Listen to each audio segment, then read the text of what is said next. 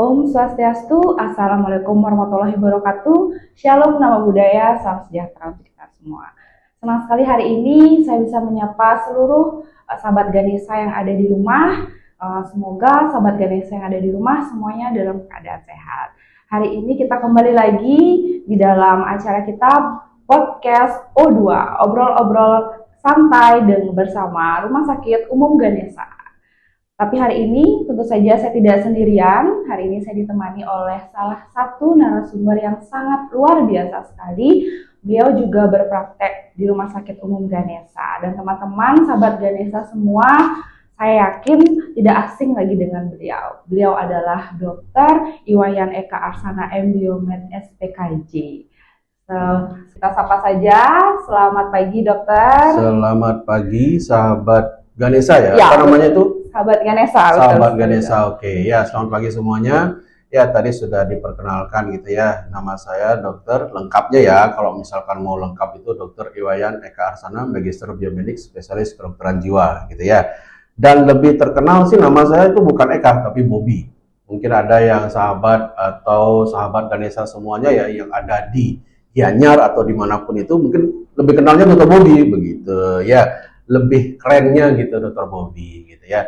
Saya di sini di Ganesha itu sudah dari tahun 2018 gitu ya sampai saat ini gitu.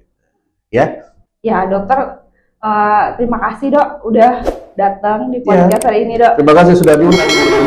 Biasanya kalau kita ketemu nih dok pasti di ruangan pasien dok ya. Dan sekarang kita ketemu di situasi yang berbeda. Betul. Ya, kita membahas terkait kesehatan jiwa pada hari ini sesuai dengan bidangnya dokter. Dokter sendiri apa kabar hari ini dok? Baik. Sangat baik. Harus baik dong. Dokter yang sakit kan. Tapi dokter juga manusia. Betul. Kan begitu ya. Dokter juga pernah sakit. Tetapi untuk hari ini untuk sahabat Ganesha kondisi saya sangat fit. Gitu. Sehat fisik dan juga sehat mental tentunya dok. Sehat fisik dan sehat mental. Ya. Karena bagi saya kesehatan mental sebenarnya tidak kalah penting ya dok dengan kesehatan fisik sebenarnya. Iya betul ya.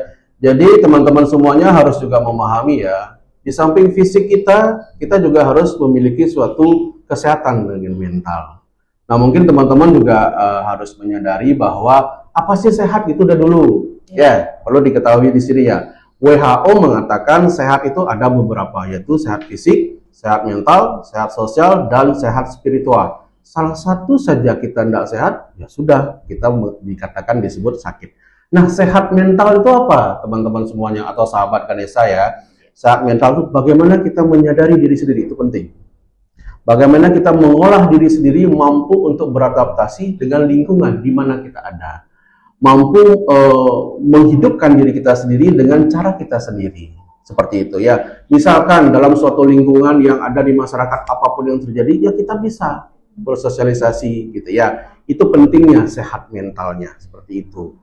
Ya, saya sangat setuju sekali sih dok. Sebenarnya di masyarakat itu banyak sekali yang mengalami masalah kesehatan jiwa, tapi masih banyak yang tidak aware, yang tidak melakukan pemeriksaan lebih lanjut seperti itu dok ya.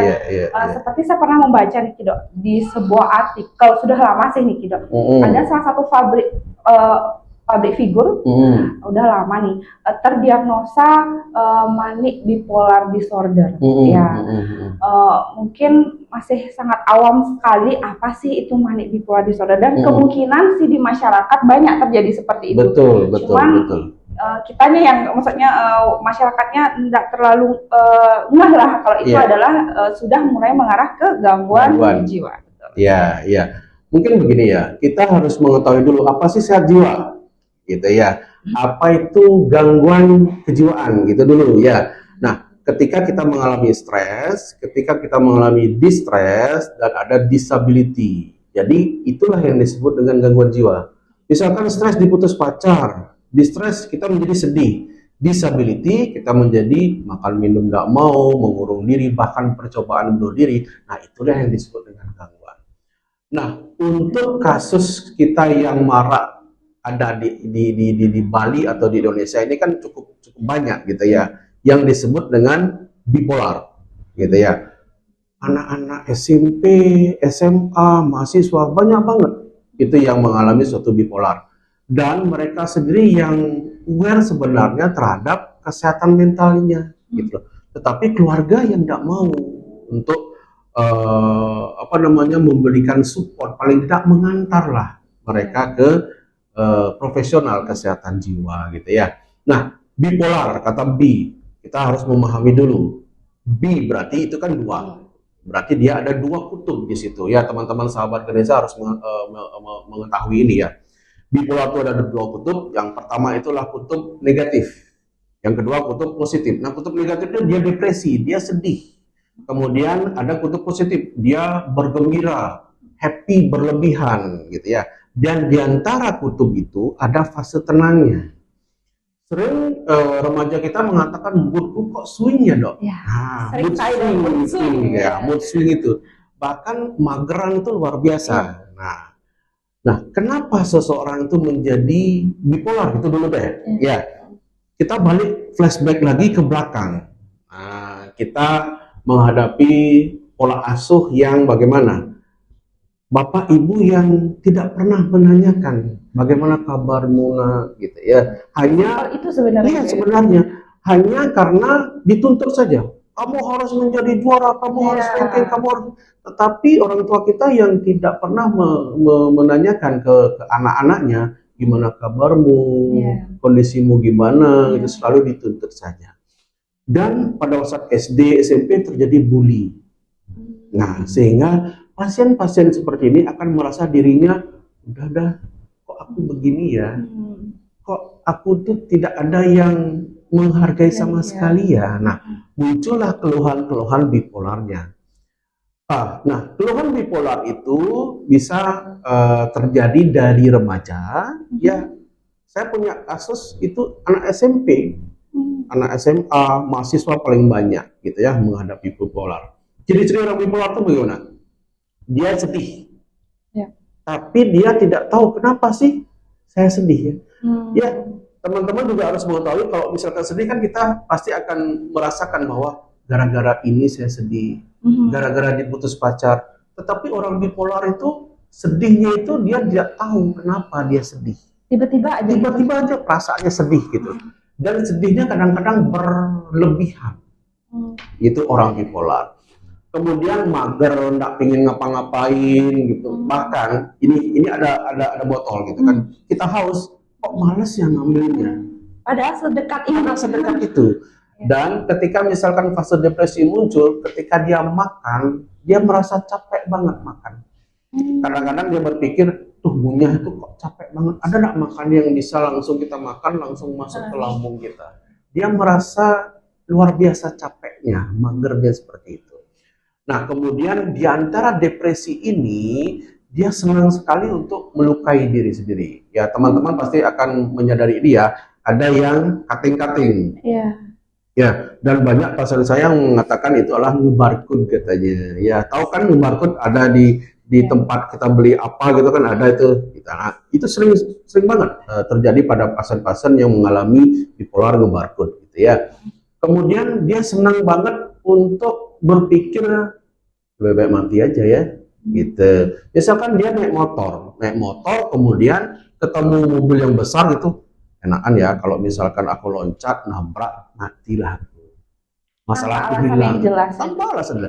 Yang sebenarnya mereka semua itu bukan untuk ingin mati tetapi ingin menyelesaikan masalahnya seperti itu.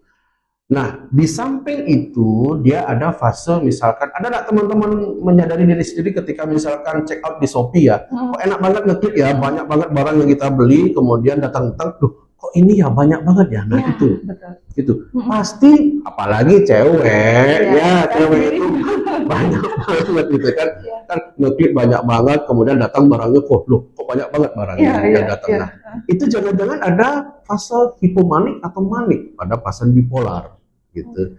Dan pasien bipolar yang manik ini dia tidak mau untuk tidur, nggak ada kebutuhan tidur teman-teman semuanya ya. Dia lebih bagus saya mengerjakan sesuatu, ngapain saya tidur, saya nggak butuh itu tidur. Nah, seperti itu. Kadang-kadang bicaranya yang banyak, bicara banyak, beraneka ragam banyak banget, kemudian dia baru sadar, duh, ngapain aku ngomong kok banyak banget ya? Nggak mestinya aku ngomongin kok diomongin ya. Nah, seperti itu. Ada fase di mana dia happy-nya berlebihan, ada fase di mana dia sedihnya berlebihan, dan ada fase dia tenang-tenang saja. Nah, itu yang sering disalahkan oleh masyarakat, teman-teman, sahabat gadis saya. Wah, saya biasa aja tuh, kan normal. Ada yang sedih, ada yang happy, kan normal. Seperti itu. Tetapi ketika itu berlebihan semua, bahkan sampai mengganggu aktivitas sehari-hari, itulah bipolar. Nah, seperti itu bipolar. Oke, Dok.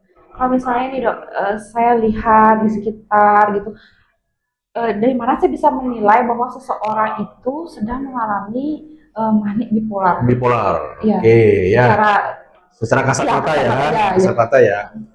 Jadi apapun yang ada pada diri pasien itu ketika dia berlebihan, itulah bipolar itu pertama. Misalkan dia sedih, sedihnya berlebihan banget, tetapi dia tahu kenapa ya aku sedih. Nah, dengan bipolar. Ketika dia happy-nya berlebihan, gitu ya, makan banyak yang semestinya sebelum-sebelumnya ya biasa saja, gitu lah. Tetapi dia pada akhir-akhir ini seminggu 2 minggu ini kok makannya berlebihan ya.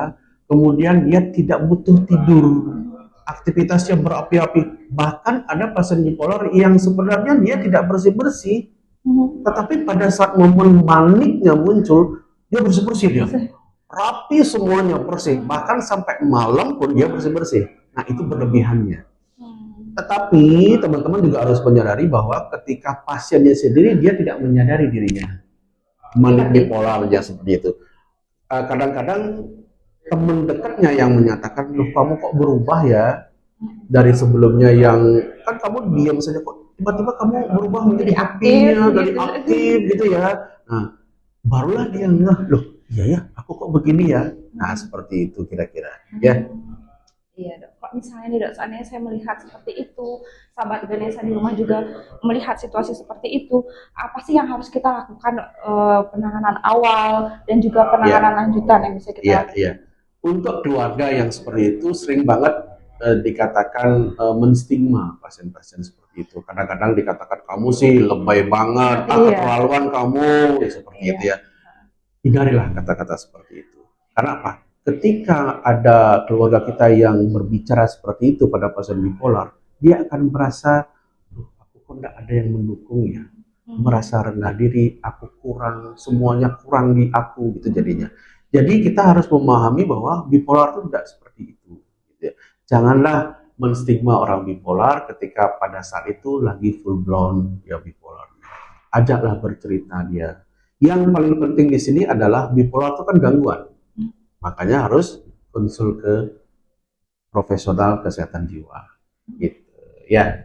Ya, berarti kalau untuk penanganan awal berarti jangan di stigma dulu. Iya, jangan di stigma dulu dah. Kita positifin aja dulu. Ya. Kemudian kalau memang dirasa ini sudah mengganggu, sebaiknya langsung ke konsultasi ya dokter. Konsultasi dulu. Bisa ke psikolog pertama bisa, kemudian ke psikiater juga, apalagi bisa. Dan semua gangguan bipolar itu adalah ada gangguan biologi, ada gangguan di otaknya. Nah, diperlukanlah dengan obat. Ya, jangan takut teman-teman sahabat Ganesha ya, untuk obat itu tidak akan mengakibatkan apapun itu. Tapi memang dibutuhkan obat itu untuk menstabilkan perasaan, perilaku, dan pikiran pada gangguan bipolar. Biasanya kalau untuk konsumsi obat itu dok, apakah seumur hidup dok atau dilihat kembali sesuai dengan respon pasiennya? Nah, memang ya. Kadang-kadang pasien atau masyarakat juga takut ya. Minum obat jiwa gimana gitu rasanya ya. Stigmanya sudah banget gitu ya. Tetapi ke realita di lapangan memang dulu kalau misalkan obat-obat dulu memang ada efeknya seperti itu. Tapi sekarang enggak. Pengobatan jiwa bisa seumur hidup, teman-teman sahabat semuanya ya. Bipolar apalagi? Bipolar tuh mood swing tuh bisa seumur hidup. Bahkan terus-terusan. Tetapi bisa nggak dipendam? Bisa diredam itu keluhannya dengan obat. Obat dari bipolar itu berbagai macam ada dan sangat lengkap ada di Rumah Sakit Ganesha ini ya, teman-teman semuanya harus menyadari itu bahwa obat-obat di Ganesha cukup lengkap untuk pasien-pasien khususnya pasien bipolar. Secara teori bipolar itu 6 bulan. 6 bulan. Ya, 6 bulan pengobatan kemudian di tapering off. Tidak hanya obat saja, ya, keinginan pasien-pasien bipolar untuk segera membaik itu sangat penting. Dan pasien-pasien bipolar juga teman-teman harus menyadari bahwa ketika kita depresi, ketika kita sedih, ketika kita manik, ketika kita happy, hal yang wajar enggak? Itu wajar ada. Pada setiap manusia di hidup ini itu wajar. Tetapi kita berlebihan, nah itu. Balik lagi ke insight kita bahwa oh saya bipolar, saya harus menekan ini. Oh saya berlebihan, saya harus menekan ini. Seperti itu. Ya, tidak hanya sekedar obat saja. Ya. Biasanya Dok, dari pasien-pasien dokter yang dokter lihat, umur berapa Dok yang biasanya rentan sekali mengalami bipolar Dok? Nah, bipolar itu secara teori itu pada usia remaja. Remaja. Ya, remaja paling banyak. Kenapa ya? Karena dia pada saat remaja tuh ingin mencari jati diri. Ya, ini saya kemana ya? Ini saya kemana? Salah langkah, terjun dia langsung. Ya, dan memang paling banyak itu pasien-pasien anak SMA dan mahasiswa paling banyak banget itu mengalami itu. Dan saya sangat berterima kasih kepada teman-teman sahabat Ganesha itu bahwa ketika remaja pada saat SMA dan mahasiswa, dia sangat concern dengan kesehatan mentalnya. Walaupun dia tidak didukung oleh keluarganya. Dia datang ke sini untuk menanyakan, kenapa saya begini dokter? Apakah saya ada gangguan? Apa yang harus saya lakukan? Sangat-sangat bagus. Iya, saya juga sering melihat pasien dokter itu ada yang mahasiswa, ya dok ya, ada yang sekolah, ada yang dirawat inap juga sering kan saya lihat dok. Jeleknya ketika misalkan dia sudah datang ke sini tetapi balik ke rumah, di rumahnya yang distigma lagi. Ngapain kamu ke dokter jiwa? Ya, jadi mohon keluarga ya dari pasien-pasien yang mengalami gangguan jiwa, supportlah mereka. Mereka juga butuh bantuan kita. Terima kasih dok.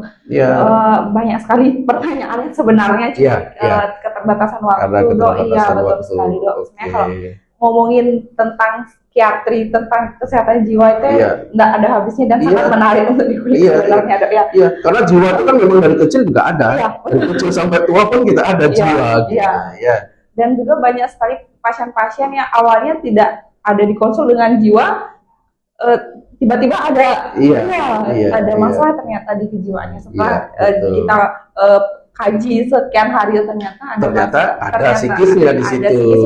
Jadi kita kenapa ini nggak sembuh ya gitu kan? Ternyata masalahnya di mental.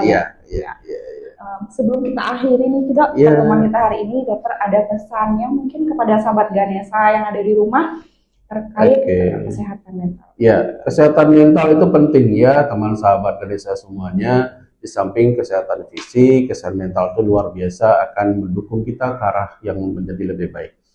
Walaupun kita fisik kita bagus, tetapi mental kita mengalami gangguan, itu kita tidak bisa kemana-mana. Itu sudah terbukti.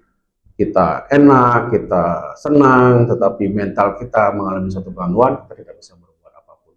Jadi jagalah kesehatan mental kita. Dan untuk teman-teman dan sahabat Ganesha yang sudah mengalami, karena topik kita ini adalah bipolar, ingat, bipolar itu kadang-kadang iya sehat kita, kadang-kadang iya bahwa itulah suatu gangguan. Jadi kenalilah diri kita sendiri. Yang saya sering katakan ke pasien itu, tolong teman-teman sahabat Ganesha pahami bagaimana kondisi kita, sehingga kita bisa untuk memperbaiki diri kita ke depan yang menjadi lebih baik. Dan ingat, jangan takut untuk minum obat jiwa, karena obat jiwa itu memang dibutuhkan. Ya, dibutuhkan karena ada neurotransmitter kita yang berperan di situ. Jadi jangan khawatir, tidak akan mengakibatkan ketergantungan, dan apapun keluhan dari gangguan jiwa, tolong dikomunikasikan dengan dokternya sendiri. Mungkin itu saja yang bisa saya berikan untuk kali ini. Terima kasih dokter. Iya, sama-sama. Ya, jadi sahabat Ganesha, seperti itu perbincangan kita hari ini dengan dokter Eka, dokter spesialis kejiwaan. Terima kasih teman-teman sudah menyaksikan podcast hari ini sampai dengan selesai. Mudah-mudahan apa yang kita bicarakan, apa yang kita perbincangkan hari ini bermanfaat untuk teman-teman, sahabat Ganesha semua. Oke, bye-bye. Om Santi. Assalamualaikum warahmatullahi wabarakatuh. Shalom, nama budaya, salam sejahtera.